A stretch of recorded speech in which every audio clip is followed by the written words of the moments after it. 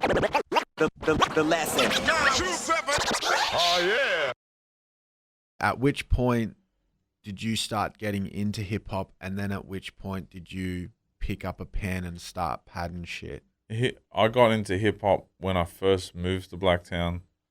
I was about 10, and I was seeing my mates' older brothers and cousins who were at the time bank robbers.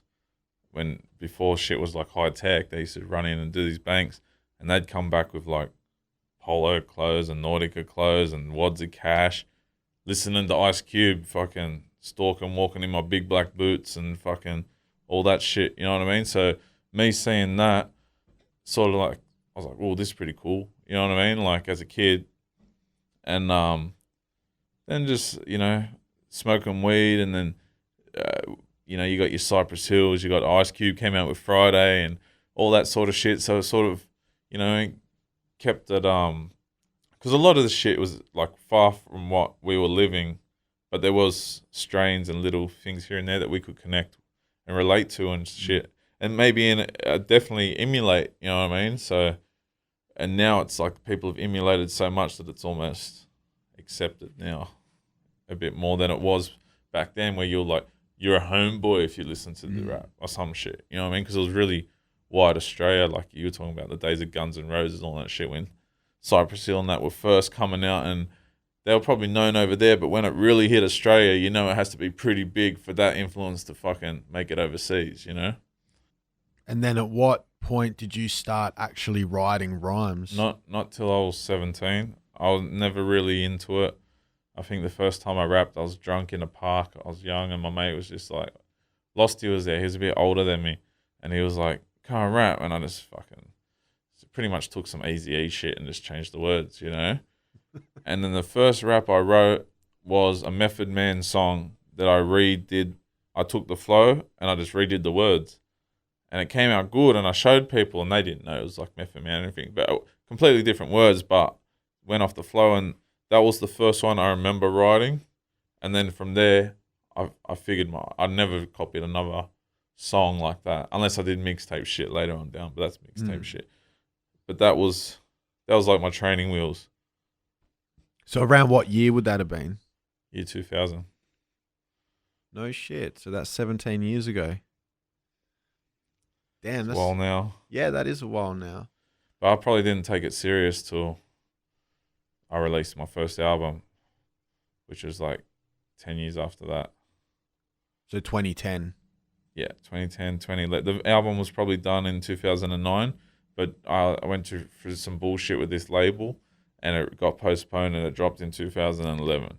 But if that shit dropped when it was supposed to and had a proper push, there was nothing like that at the time. Cursor still hadn't dropped his first album.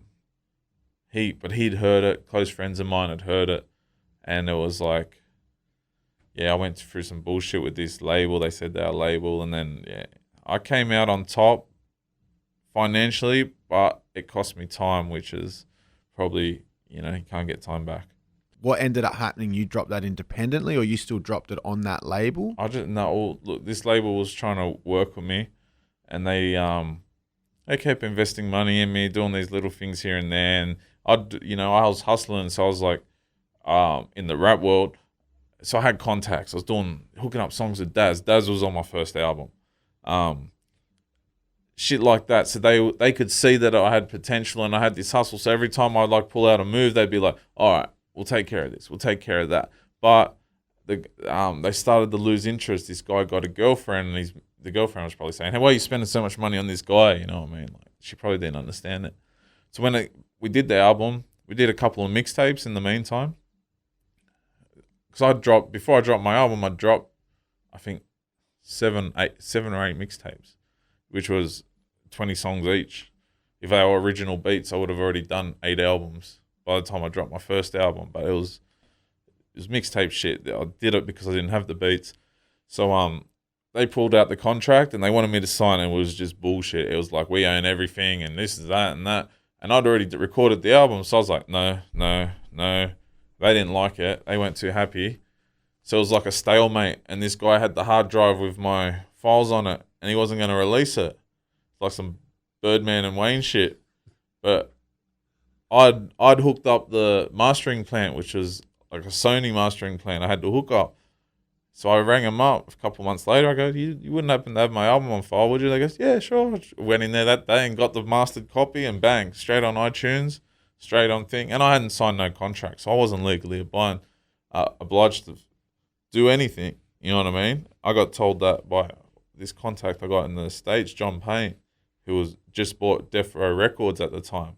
So he's like, man, if anything they do out of contract, that's out of contract. That's, you know what I mean? Like, so if I didn't agree to it, you know what I mean? So I just had to run with it myself. So it came out 2 years later than it should, but at least it came out.